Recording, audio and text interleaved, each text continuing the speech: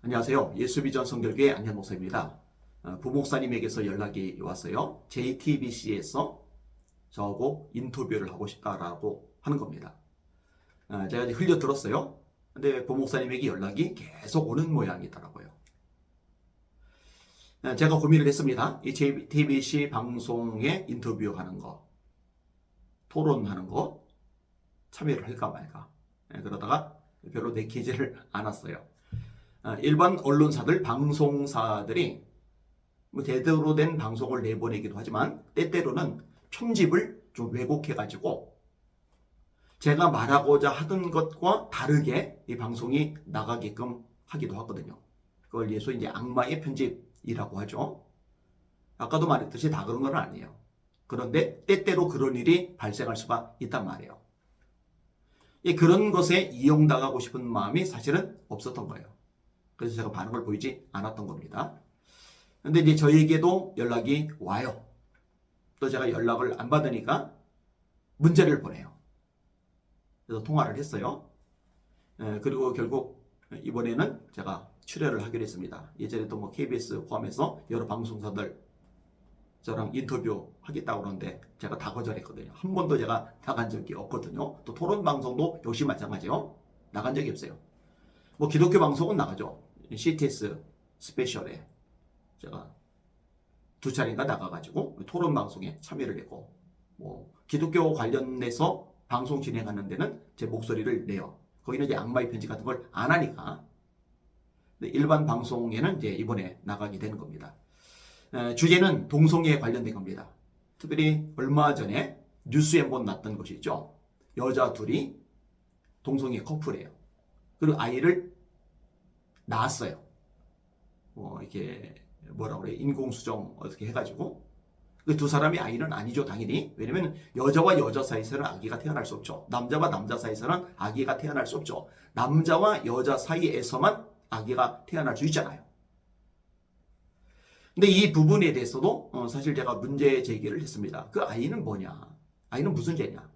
자, 남자 둘이 부부래요. 부부가 아니죠, 사실은요. 근데 그렇게 인정을 해줘요. 거기에 여자아이가 예를 들어 입양이 되었어요. 그러면 그 여자아이는 도대체 남자 둘 그 사이에서 어떻게 뭘 배워나갈 수가 있을까? 거꾸로도 마찬가지죠. 여자 둘인데 남자아이. 도대체 그 두 사람 사이에서 뭘 배워나갈 수가 있을까? 이 악순환이 계속 이어질 수밖에 없는 거죠. 그리고 여러분 상식적으로 생각을 해보세요. 동성애가 퍼져나가면요, 인구가 어떻게 되겠느냐고요. 인구 절벽이나 지금 대한민국이 위기라고 그러죠. 이거는 지금 누구나 다 아는 사실입니다. 지방이 지금 소멸돼 가고 있어요. 사라지는 지역이 점점점 많아집니다. 따라서 지방의 빈집들도 아주 이게 사회 문제로 대두가 되고 있어요. 그리고 이제 많이 알려졌지만 전 세계에서 가장 빨리 소멸하는 이 지구상에서 사라지는 나라로 대한민국을 꼽습니다. 저출산고령사회위원회가 만들어졌고, 이 기구를 통해서 출산을 어떻게든 장려해 보려고 애를 쓰지만 속수무책입니다. 이 젊은이들이요, 결혼도 기피를 하고 있고 출산도 기피를 하고 있어요. 나라가 완전히 망해가고 있는 거죠. 자, 이런 상황 속에서 동성애자들이 들어간다 생각을 해봐요. 동성애 커플을 자꾸 인정해주고 국가에서 재정도 지원해주고 이런다고 생각을 해봐요.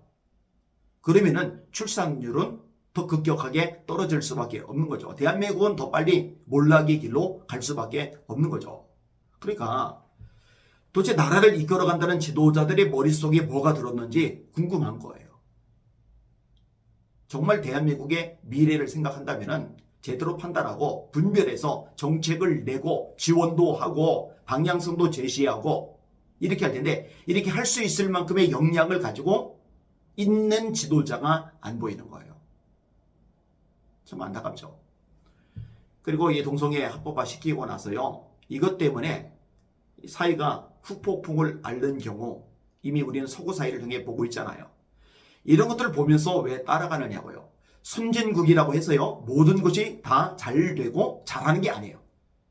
선진국의 문화, 또 제도, 시스템, 법이라 할지라도요, 이 대한민국 상황에 맞는다면 차용하지만 맞지 않는다면 거부하는 거예요. 이 대한민국에 도움이 된다면 받아들이지만 도움이 안 되고 마이너스가 된다면 따라갈 이유가 없는 거예요.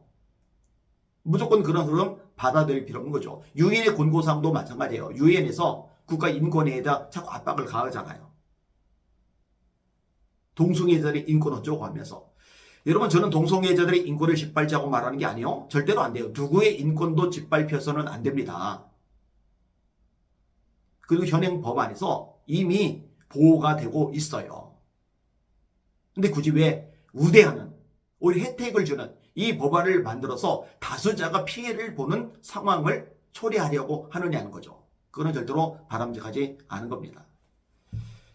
어떤 JTBC 이 방송에 출연을 하게 돼요. 3명인지 4명인지 마주 앉아서 토론을 하고 이렇게 대화를 나눈 장면을 다큐멘터리로 만들어서 방송을 내보낸다고 그래요.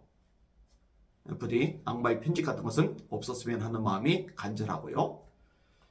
뭐 따로 준비하거나 뭐 이것저것 자료 같은 것들을 모아두거나 그럴 필요는 없을 것 같아요. 이미 제가 방송 통해 여러 차례 얘기했던 내용들, 그건 이제 머릿속에 있으니까 그런 것을 자연스럽게 끄집어내면은 충분히 제가 하고 싶은 이야기들을 이야기할 수 있으리라 그렇게 생각이 되어집니다. 그래도 지혜는 필요하겠죠. 왜냐면 적재적소에 맞게끔 근데 말을 해야 되니까 무조건 말한다고 다가 아니니까 하나님께서 지혜 주시도록 기도도 할 생각입니다. 너희 중에 누구든지 지혜가 부족하거든 모든 사람에게 후히 주시고 꾸짖지 아니하시는 하나님께 구하라 그러면 주시리라. 이 말씀대로 하나님께서 지혜 주셔서 잘 이야기할 수 있도록 도와주시리라 확신을 합니다. 사랑하는 시청자 여러분, 이 대한민국이 거룩하게 지켜지도록 하나님의 말씀에 든든히 설 수 있도록 기도 많이 해주시길 바랍니다. 날마다 주님 바라보고 주님의 이름으로 전진하며 승리합시다. 할렐루야.